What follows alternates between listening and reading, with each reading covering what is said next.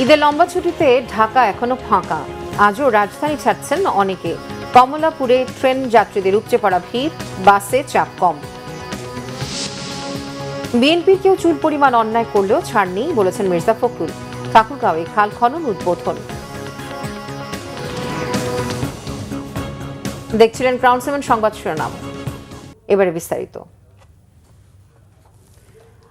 আজও ট্রেনে রাজধানী ছাড়ছেন অনেকে। সকাল থেকে কমলাপুর রেল স্টেশনে যাত্রীদের উপচে পড়া ভিড়। কিছুটা শিডিউল বিপর্যয়ের মধ্যে ট্রেন চলাচল করছে আজ। অন্যদিকে সড়ক পথেও এখনও গ্রামে ফিরছে মানুষ।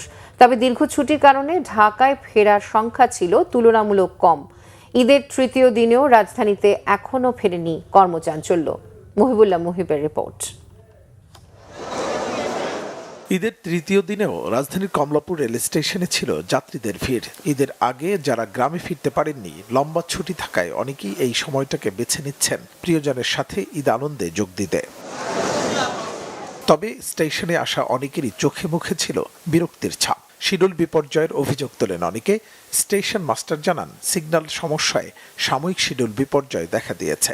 এই গাড়িগুলি মাত্র ঢুকলো, যেহেতু ঢুকতে বিলম্ব হয়েছে, সেহেতু গাড়িগুলি পরিষ্কার পরিচ্ছন্নতা এবং আপনার পরীক্ষা নিরীক্ষা করার পর গাড়িগুলি শতভাগ নিরাপত্তা নিশ্চিত করে গাড়িগুলি ছাড়তে হয় ঢাকা থেকে, যার কারণে একটু বিলম্বতা সৃষ্টি হয়েছে। এই জন্য আমরা রেলওয়ের পক্ষ থেকে আন্তরিকভাবে দুঃখিত। রাজধানীর মহাখালী বাস টার্মিনালের দৃশ্য অনেকটা একই রকম। গ্রাম থেকে মানুষের কর্মস্থলে ফেরা আর কর্মস্থল থেকে গ্রামে ফেরা দুটোই চলছে সমান তালে। এটা আমার জন্য অনেক ভালো ছিল, কারণ হচ্ছে আমার এই বছরে নতুন বিয়ে করে আমার স্ত্রীকে নিয়ে আসছি ঢাকা ঈদ করতে। ঈদ করছি আমার মা বাবার সাথে, তারপর ফ্যামিলির সাথে, আমার হাজবেন্ডের সাথে। যানজট নাই, কম, আলহামদুলিল্লাহ ভালো, কিন্তু আপনার ভাড়াটা বেশি নেই আর কি, আগের চেয়ে ডাবল ভাড়া। ঈদের পরে লম্বা ছুটি, তাই দেশে যাচ্ছি। আমার আজকে রাতে ডিউটি আছে, তার জন্য আমি আজকে চলে আসছি। ঈদের আমেজ যে এখনো কাটেনি তা স্পষ্ট ফাঁকা সড়কগুলোতে। নেই সেই চিরচেনা যানজট বা গাড়ির দীর্ঘ সারি। তবে দ্রুত সময়ের মধ্যেই রাজধানী ফিরছে আগের চেহারায়। মুহিবুল্লাহ মুহিব, বাংলা ভিশন, ঢাকা।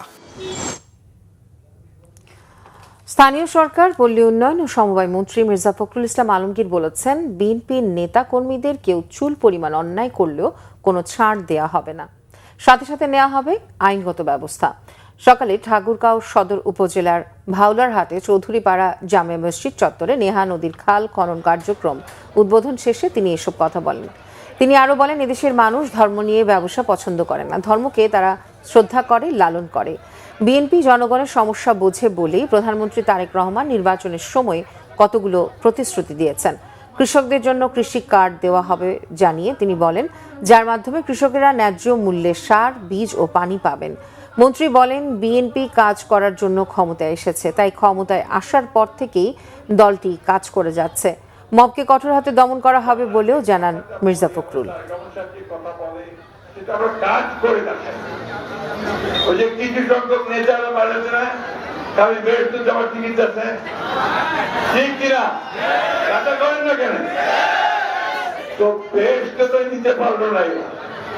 আমরা আমাদের কাজ দিয়ে ইনশাআল্লাহ আমরা বেহেশতে যাব।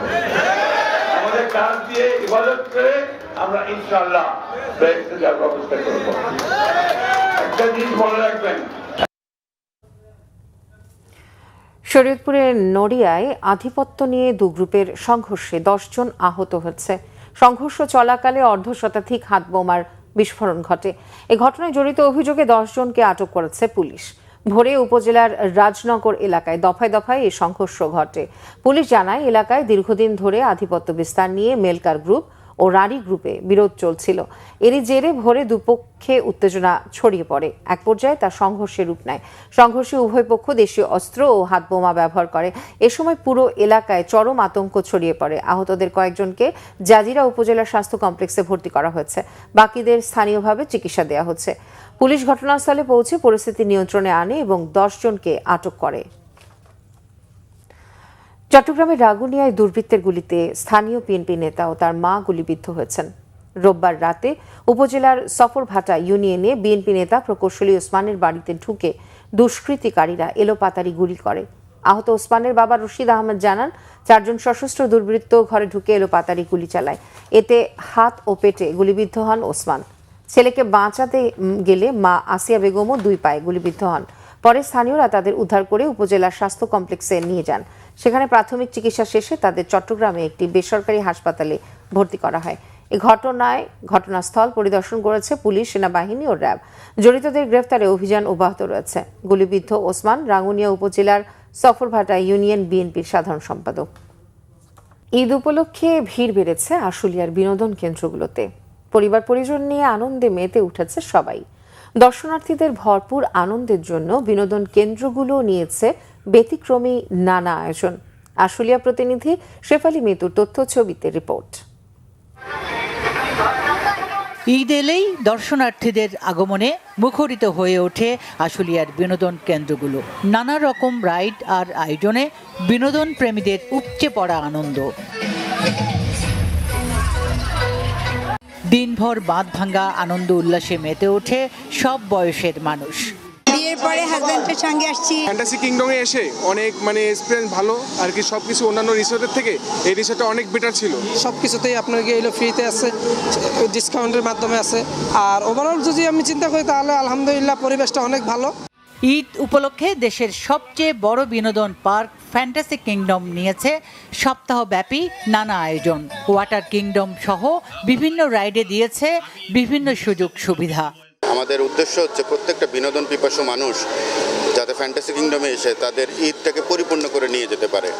ঈদের সময় আমরা স্পেশাল প্যাকেজ দিয়েছি, আপনারা জানেন 1299, 1499 এবং 1599। আমাদের সবথেকে বড় কনসার্ন সেটা হচ্ছে সেফটি অ্যান্ড সিকিউরিটি।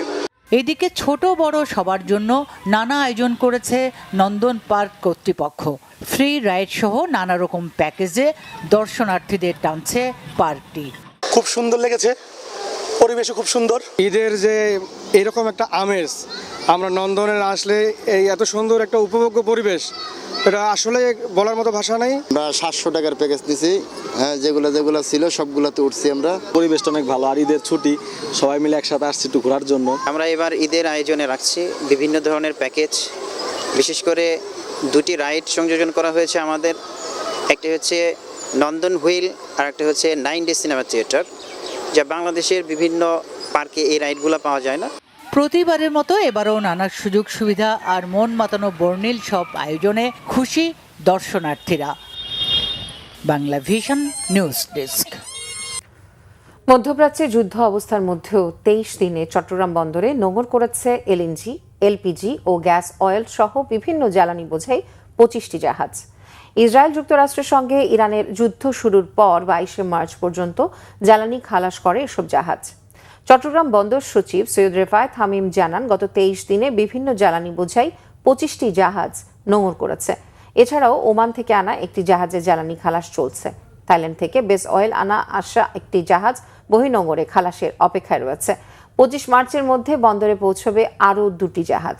মার্চ মাসে এ পর্যন্ত খালাস সম্পন্ন করেছে মোট 25টি ভেসেল।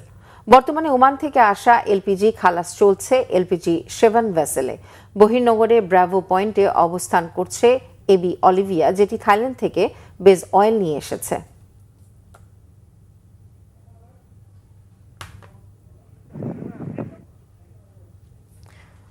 মধ্যপ্রাচ্যে যুদ্ধ অবস্থার মধ্যেও চট্টগ্রাম বিমানবন্দরে রোববার 12টি আন্তর্জাতিক ফ্লাইট চলাচল করেছে। ফ্লাইট বাতিল হয়েছে 5টি। চট্টগ্রাম বিমানবন্দরে জনসংযোগ কর্মকর্তা প্রকৌশলী মোহাম্মদ ইব্রাহিম খলিল জানান, মধ্যপ্রাচ্যে যুদ্ধ অবস্থার মধ্যেও চট্টগ্রাম বিমানবন্দরে আন্তর্জাতিক ফ্লাইট চলাচল কিছুটা বেড়েছে। রোববার বাতিল হওয়া আন্তর্জাতিক ফ্লাইটের মধ্যে ছিল বিমান বাংলাদেশ এয়ারলাইন্সের মধ্যপ্রাচ্য থেকে আগত একটি ফ্লাইট, ইউএস বাংলা এয়ারলাইন্সের মধ্যপ্রাচ্যে যাওয়া ও আসার 2টি ফ্লাইট, এয়ার এরাবিয়ার মধ্যপ্রাচ্য থেকে আসা একটি ও যাবার একটি ফ্লাইট, সালাম এয়ার, এয়ার এরাবিয়া ও ইউএস বাংলা এয়ারলাইন্সের শারজা, দুবাই, আবুধাবি থেকে চট্টগ্রামের ফ্লাইটগুলোর স্থবিরতা অপরিবর্তিত রয়েছে। সব মিলিয়ে গত 28 ফেব্রুয়ারি থেকে চট্টগ্রাম বিমানবন্দরে 167টি আন্তর্জাতিক ফ্লাইট বাতিল হয়েছে। এই ছিল এখনকার মতো। পরের সংবাদ সন্ধ্যা 6টায়। এর আগে 5টায় রয়েছে নিউজ টপ 10 দেখার আমন্ত্রণ রইল। ধন্যবাদ এতক্ষণ সাথে থাকার জন্য।